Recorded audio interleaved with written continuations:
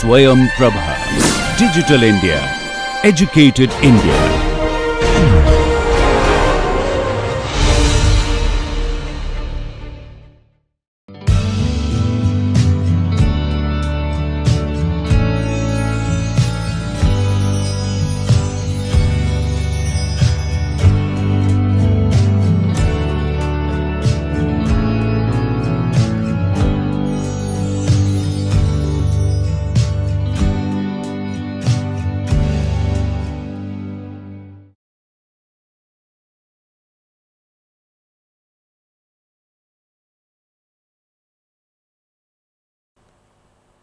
Hello all participants, welcome to the fourth module of NPTEL MOOC on Engineering Hydrology. Till now we have completed 3 modules. First module was related to Introduction to the course on Engineering Hydrology. Second module was on atmospheric water, and third module we have completed related to subsurface water. Now today we are going to the fourth module related to surface water. So, what is surface water? From the name itself it is clear that water which is present on the surface of earth, that is termed as surface water. So, we need to study the processes, hydrologic processes related to surface water in this module.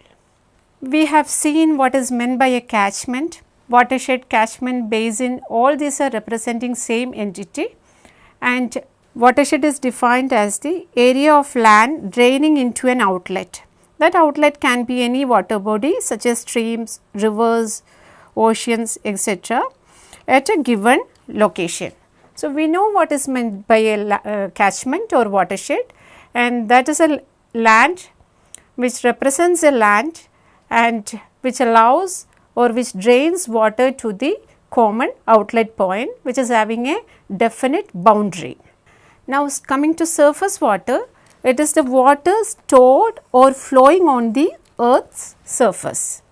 Surface water is having continuous interaction between the atmospheric water and subsurface water. Whenever rainfall is occurring, it is falling on the ground due to the process termed as evaporation.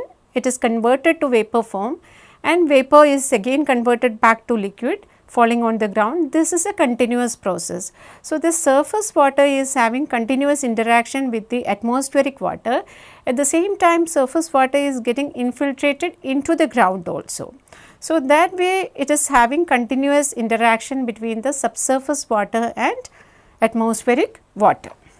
Now, in this module, we are going to cover details related to catchment storage concept, runoff generation and factors affecting runoff, rainfall runoff relationships, stream flow and measurement of stream flow. These are the topics which we will be covering under this module. So, we know the detailed meaning of catchment. So, we need to have understanding about catchment storage concept. Let us move on to that. During a storm, whenever a rainfall is occurring, we know different hydrologic processes are taking place. So, during a storm, different hydrologic processes take place with time, and this precipitation, may be rainfall, contributes to various storage components and also different types of flow processes. Whenever precipitation or rainfall is occurring, we have seen different hydrologic processes taking place, and the water is contributed to different storages and also different types of flow processes. So, coming to storage, 2 different types of storages we commonly define. That one is retention and the second one is detention. Retention storage is the storage which is held for long period of time and depleted by evaporation. That is, water is retained on the surface or subsurface, whatever it is, it will be stored for long time, and the depletion of this storage will be taking place mainly due to evaporation. And the example related to retention storage is the soil moisture storage. So, in the soil, when infiltration is taking place, some amount of water will be stored within the soil pores, and after that the interflow will be taking place depending upon the slope with which the flow is taking place. So, soil moisture storage is an example for retention storage. And coming to detention, detention storage is the one in which short term storage is taken place. Water will be stored for short interval of time, after that it will be drained off. So, this is a storage depleted by either evaporation or by means of outflow away from the storage location.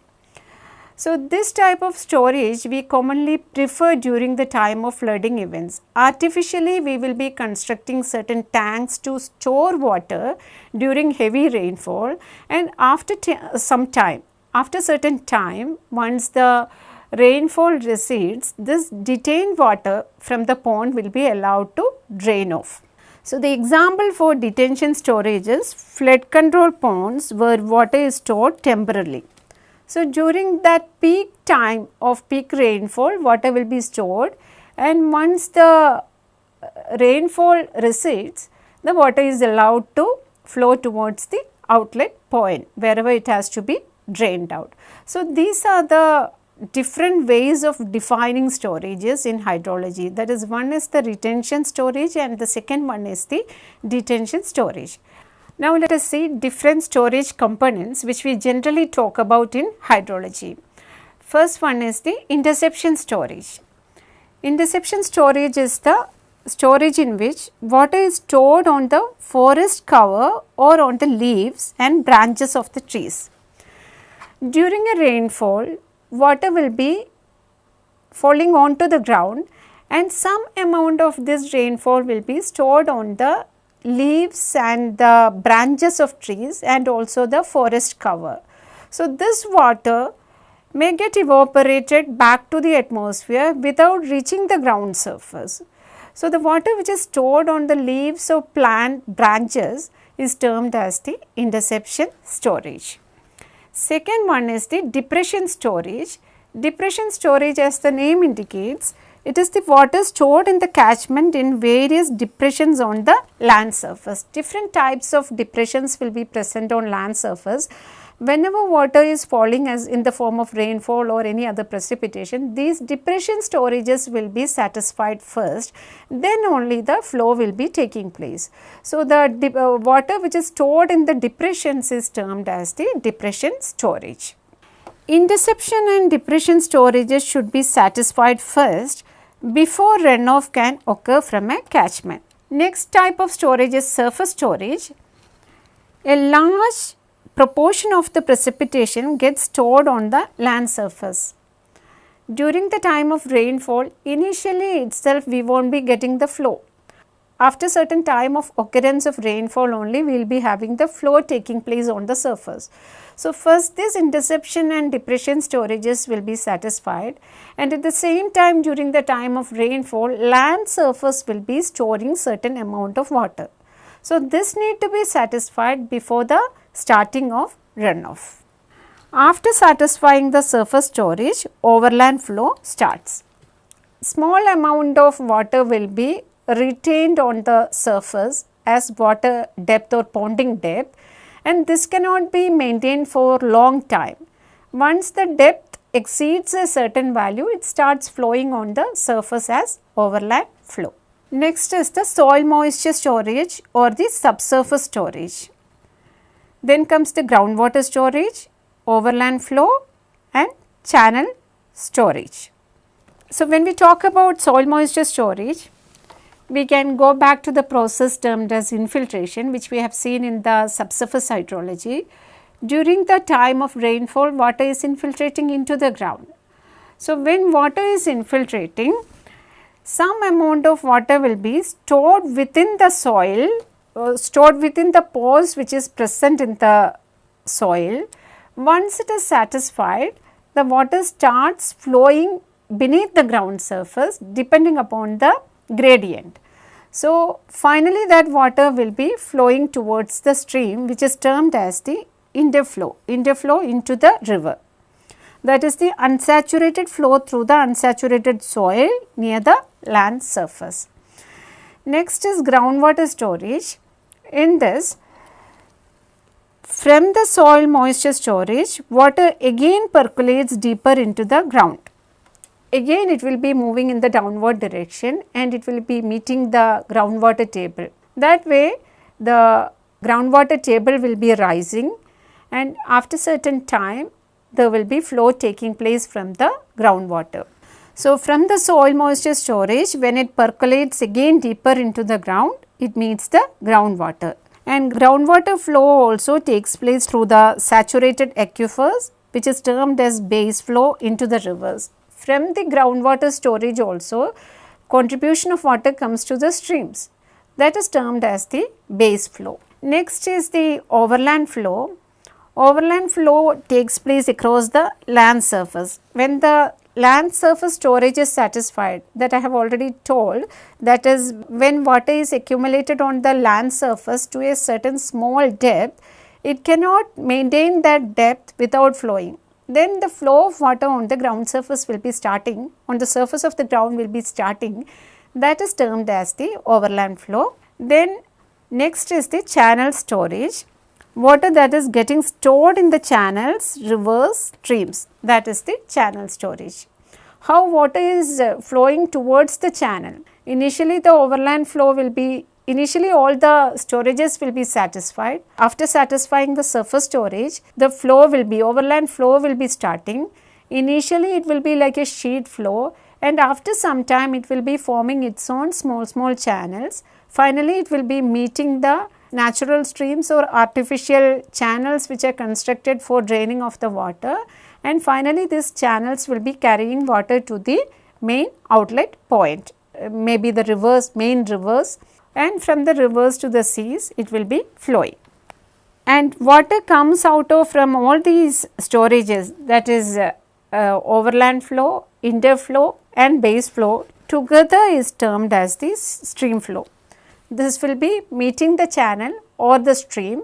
The flow, overland flow, base flow contribution will be there towards the streams, and also interflow from the subsurface.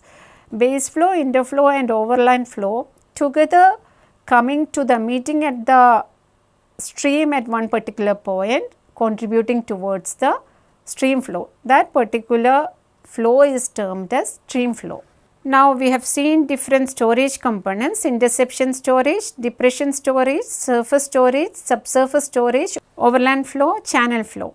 So, these different ways of representing storages, and after that different types of flows and the quantity of water, what are the different percentage of water stored within each, let us see schematically. So, this is taken from Venti Chow textbook on applied hydrology. This is the schematic representation of the dispersal of precipitation during a storm on a watershed. Along the x-axis, time since the precipitation began, and along the y-axis it is marked the rate relative to precipitation rate. So, it is from totally we are having 100%, and out of the total rainfall different contributions are coming towards different storages and different flow components. Let us see one by one. Initially we are having a small amount of water which is stored as interception and evapotranspiration. Interception storage, depression storage, and some amount of water is lost to the atmosphere through evapotranspiration. And after that some amount is stored as infiltration. What is getting infiltrated into the ground, and we know how the shape of the infiltration curve is looking like. So, that way infiltration is marked over here. Then it contributes to the surface storage. Some amount of water is stored on the land surface, and amount of water stored in the beneath the ground surface is termed as the soil moisture storage. Then comes the groundwater flow. Soil moisture storage, once it is satisfied, interflow will be starting. Again the soil moisture which is again percolating deeper into it, it will be contributing towards groundwater. So, we will be having groundwater flow, and unsaturated flow. Then comes the overland flow. Once the storages are satisfied, we will be getting a thin sheet flow over the ground surface on the earth's surface, that is the overland flow. Finally, contribution comes to the channels or streams from the in the form of interflow, base flow and also runoff, surface runoff, that is from the overland flow. So, together will be coming at the channel, that is termed as the channel flow. And now here you can see some amount of water from rainfall is again left, that is nothing but the channel precipitation. Whenever precipitation is occurring, it is occurring everywhere on the land surface and also over the channel or streams. So, that quantity is marked over here. So, this way we can schematically represent different percentages of water which is divided into different storages and different flow components. In this itself we can divide different terminologies we have seen. Out of this we can divide it into two types, that is retention storage and the detention storage. Out of that we are having the detention storage on the surface and also subsurface. Detention water which is stored as detention storage is marked over here, subsurface and also surface. Remaining all kinds of storages are retention kind of storage. Now we will look into overland flow. Overland flow, whenever we are describing, different ways it can be described. One is termed as the Hortonian overland flow, second one is termed as the saturation overland flow. In this course, we are dealing with Hortonian overland flow. Let us understand what is the difference between Hortonian overland flow and also saturation overland flow. In Hortonian overland flow, catchment is saturated from top. From the top of the catchment, top surface itself, catchment is getting saturated. This can be explained by means of the precipitation intensity and infiltration rate. Let the soil has an infiltration capacity F and the rainfall intensity be I. If rainfall intensity is less than infiltration rate, then the rain which is falling on the ground will be completely absorbed by the soil, or all the water which is falling on the ground as precipitation or rainfall will be infiltrated into the ground and there will not be any runoff, surface runoff. And on the other hand, if I is greater than F, intensity of rainfall is greater than infiltration rate, surface runoff will occur at the rate I minus F. That is, F is the rate with which the water is getting infiltrated into the ground and I is the total intensity of rainfall. I is the intensity of rainfall. So, the difference between these two, I minus F, will be coming as overland flow. Now, Horton termed this difference I minus F as rainfall excess. Based on Horton's study, the difference between the intensity of rainfall and infiltration rate is termed as excess rainfall or rainfall excess. Now, as the flow accumulates on the surface, that is the ponding depth, it attains certain ponding depth, then the flow starts and it starts going down a slope and its depth will be increasing until it discharges into a stream channel. That concept we know. Initially land surface storage will be satisfied, slightly water starts accumulating on the ground surface. As the depth increases, it starts flowing on the ground surface.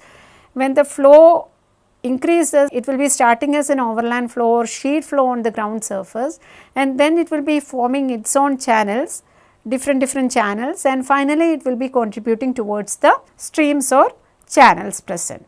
So, along with the overland flow, there is a depression storage and also surface detention storage. Overland flow will be taking place, along with that depression and the detention storages will be satisfied. Now, coming to Hortonian overland flow, it is applicable to impervious surfaces in urban areas and also natural surfaces with thin soil layers and low infiltration capacity.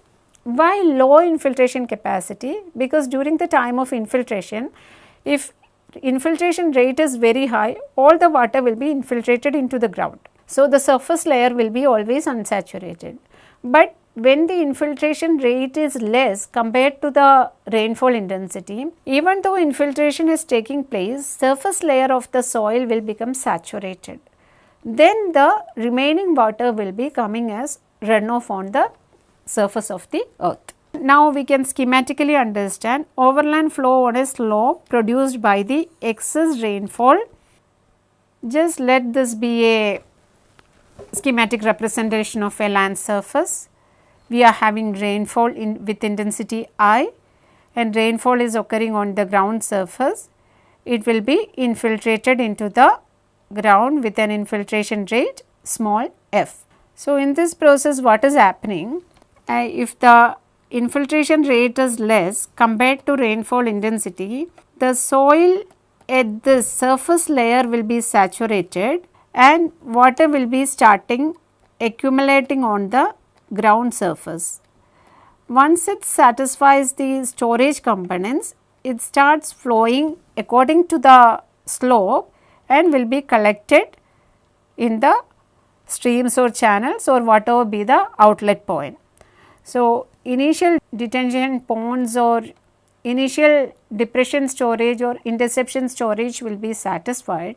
After that, the overland flow will be starting and finally it will be moving on to the streams. And in this, it is not accounting for any other losses other than infiltration. In the Hortonian concept of overland flow, we are considering only the infiltration. We are not bothered about any other losses from the rainfall. So, runoff is considered as the difference between rainfall and the infiltration. Some amount of rainfall is occurring, out of that some amount is getting infiltrated into the ground, difference between them, where it will go? It will be flowing on the ground surface as overland flow, that is runoff is equal to the difference between the rainfall and the infiltration. Next is the saturation overland flow. Saturation overland flow is produced when subsurface flow saturates the soil near the bottom of a slope and overland flow occurs as rain falls onto the saturated soil. I will explain this again. That is, in this case, saturation overland flow case, subsurface is already saturated, and if a rainfall is occurring on a saturated soil, water will not be infiltrating, right? All the water will be flowing on the surface as runoff. So, that is what is taking place in the case of saturation overland flow. How this is taking place? Let us see with the help of a figure. So, let this be a land surface and we are having the outlet point, maybe a channel or stream, and rain is falling on the upstream of the catchment. It gets infiltrated into the ground. So, rainfall with intensity I is getting infiltrated into the ground with an infiltration rate of small f. So, when this process is continuing, what will happen? Ground surface will become saturated. So, this ground surface will be getting saturated because of the continuous rainfall. So, when it is becoming saturated, what will happen? Interflow will be starting beneath the ground surface. Due to the steep slope of the area, water will travel beneath the ground and that will saturate the subsurface zone just below the ground. How it is taking place? Because of the slope, water will be moving in this direction. So, this will be meeting the, it will be contributing interflow towards the stream. So, this entire ground surface is saturated now. Now, you imagine the case where we are getting rainfall at the downward side. You can see initially it was here saturated over in this region, in a subsurface flow started in this direction and we are getting rainfall on the downward direction of the catchment and already the surface is saturated. So, this water will not be infiltrated into the ground, it will be flowing as the surface flow. So, when rainfall at the bottom of the hill slope take place, what will happen? It will flow on the surface because the subsurface is already saturated, that is saturation has taken place from the bottom. So, saturation overland flow occurs most often at the bottom of hill slope or near the stream banks. It occurs in hilly areas where interflow occurs. So, you should understand the difference between overland flow, two types of overland flows. One is the Hortonian overland flow, second one is the saturation overland flow. In one case, the infiltration is making the surface saturated, that is in the case of Hortonian overland flow, the surface is getting saturated from the top due to infiltration, because infiltration rate is at a small rate compared to rainfall intensity. So, the surface layer of the soil will be saturated, that is saturation is taking place from the top. In the case of saturation overland flow, on the other hand, what is happening? Water is infiltrating into the ground, and at the upper side, due to the slope or the gradient, the subsurface flow will be taking place, which makes the saturation of the soil from bottom. So, whenever there is a rainfall occurring at the downward side of the catchment, already the surface soil is saturated from the bottom, and water will not be percolating into the ground, it will be overflowing on the ground surface. So, in one case, that is in the case of Hortonian overland flow, the surface is saturated from the top, and in the case of saturation overland flow, the ground surface is saturated from the bottom. These are the two differences between the two. And in the case of Hortonian overland flow, we are considering runoff due to runoff as a difference between the rainfall and infiltration. Only infiltration losses taken into account, no other losses from rainfall is considered. That is, the difference between saturation overland flow and Hortonian overland flow is, Hortonian overland flow, the soil is saturated from above by infiltration, and in saturation overland flow, it is saturated from below by subsurface flow. This difference you should understand. So, hilly terrains, mainly the runoff is due to, or the overland flow is of saturation overland flow, and the other terrains, impervious areas and all, we are getting the overland flow as a kind of Hortonian overland flow. So, here I am winding up this lecture. These are the references related to this topic, and in this lecture what we have covered, we have started with third module on surface water. We have seen different storage components, surface storage, subsurface storage, and after that, after satisfying different storages, the overland flow will be starting. And then we have seen different types of representation of overland flow. One is the saturation overland flow and the other one is the Hortonian overland flow. Difference between these two we understood, that is, in the case of Hortonian overland flow, the surface of the land is getting saturated from the top, and in the case of saturation overland flow, the saturation is taking place due to interflow or due to subsurface flow.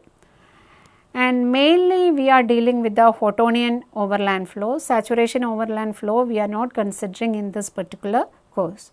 In the case of Hortonian overland flow, we are considering only the infiltration loss, we are not considering any other losses, and the difference between the rainfall and the infiltration can be considered as the quantity contributing towards runoff. So, here I am winding up this lecture. Thank you.